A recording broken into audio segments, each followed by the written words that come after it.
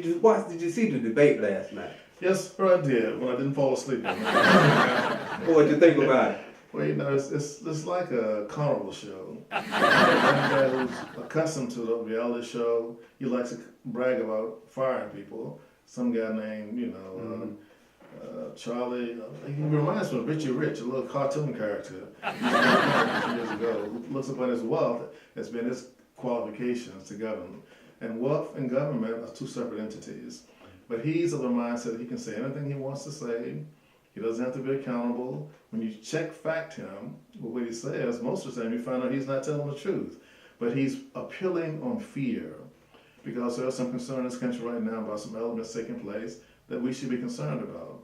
But to appeal to the people's fear, to me, is very demeaning. It's insulting your intelligence. People can think for themselves if you tell them the truth.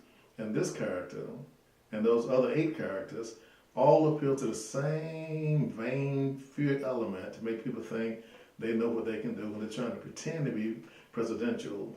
And I'm just embarrassed with a whole lot of them at this point, because none of them, to me, would cause me to go out and vote for any of those 9 that presented themselves so far. In fact, those first 3, it's all the same heartbeat. Mm-hmm. Put fear into people, make them think the world is coming to an end. It's like the old poem we used to say, the sky's falling, the sky's falling, the sky's falling. After a while, people get hip to it and say, wait a minute, hold it. Mm-hmm. No. But Donald Trump thinks everybody loves him. You think you could just talk trash about the Muslim countries, and then he says, well, I just go there and talk to them, and they'll do this and they'll do that, and how can he feel like, and all of them for that matter was saying what they would do, and they would get the Arabic countries to do this and get the but I don't think they could get the Arabic countries to do anything with the hatred and the talk and the fear that they're casting among the people. No, I agree with you 100%, Bill. In fact, none of them have done any research to support any kind of plan they've come up with. Most of the success we've had as the United States of America when it comes to countering terrorism has come from cooperating with Muslim Americans who also feel the same way about these barbaric acts that don't represent the religion. So if you to say, we're not going to allow any Muslims to come into America, we're going to go into the mosque and, on surveillance basis, etc. All you're doing is trying to intimidate people, and remind me of the 1964-65 incidents in Alabama where churches were blown up and 4 innocent girls were killed. That whole mindset they're trying to recreate in people. And I think it's a dishonest appeal to the fear in people, and it's nothing but a replication of people trying to pigeonhole one group of people and hold them responsible for everything. Mm-hmm. And I don't think our ancestors had that in mind at all when they, working those cotton fields under 250 years of slavery. We didn't come this far to turn back, and we're not going to these little, I'm going to call them pimps of fear, present themselves as, leaders for America, because they really aren't. When you said pimps, that made me think about the preachers that Donald Trump got. This is 100 preachers. Yes. In fact, I'm so glad we had a local brother, Sir Walter Mack.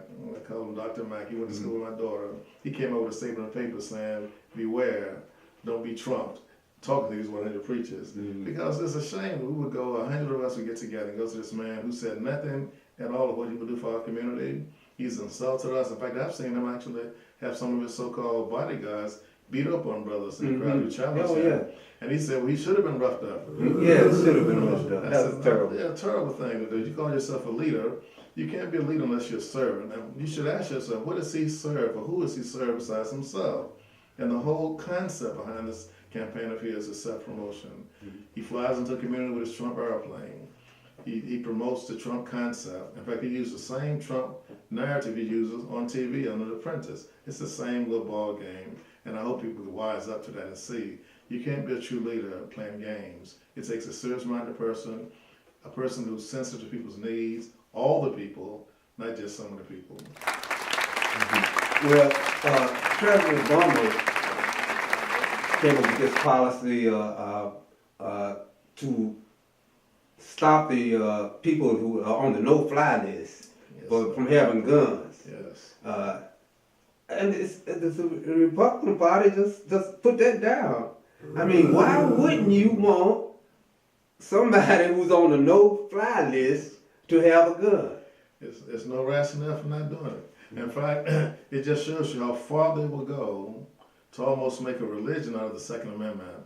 Now, I spent a little time reading a few books, and I know how that amendment came into being. It was not designed to make you think you can buy an A-47 or a tank and come down the neighborhood and you have the right to have that. Naturally, we all want to have our self-preservation. My grandfather had a gun under the cash register in his pocket in the corner of the store. I grew up around guns. So, but this thing that they're promoting, if you're not even challenging people on a no-fly list because it says they have an ill intent against our country, and we've identified them. Now, why can't you just simply say, no, we're not allowing them to have weapons? The reason is simply this. They're in the pockets of groups like the NRA, who already told them what the marching orders are going to be, and instead of them standing up for people and for safety and to prevent something like that tragedy that happened in Newtown, Connecticut, where you have 22 little small first graders killed, 22 children, 5, 6, and 7. In fact, I just happened to be at a group called Moms a couple of days ago.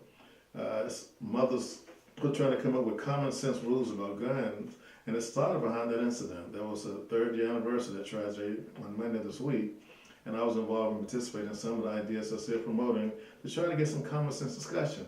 But when you have Republicans on TV, or others who think like that on TV, saying there's nothing you can do to do anything about this tragedy that happens almost every week in our country, it shows the lack of leadership again. Our children should be our first concern. That is our present and our future, and whatever we can do to safeguard their existence, to create an environment where they can thrive and grow in, we should be obligated to come about with some common sense and gun control measures to make sure that happens. So this last incident with in California, where the what's called the radical Muslims. Yes, they call them radicalized Muslims. Yeah, radicalized. They were radicalized. Has that brought a lot of devastation or fear in the Muslim community? Sadly, it has, but it's been instigated by people like some of our Republican leaders, unfortunately. We've had an increase of almost 50% of attacks against Muslim centers. Not just that, but also people have been threatened who even look like Muslims. For example, the Sikh temple was also devastated again. The Sikhs are people who are from India for the most part. They wear turbans, they have beards, but they're not Muslims. But because these people are so ignorant when it comes to knowledge about what the religions are, they attack the same place. If you recall, maybe a couple of years ago, someone went inside and shot one of their leaders while they were in a prayer posture, and because he thought they were Muslims. So what fear does is make you so irrational that you can't even see straight, and you put everybody into the same basket, you could say, because you're working from a fear component.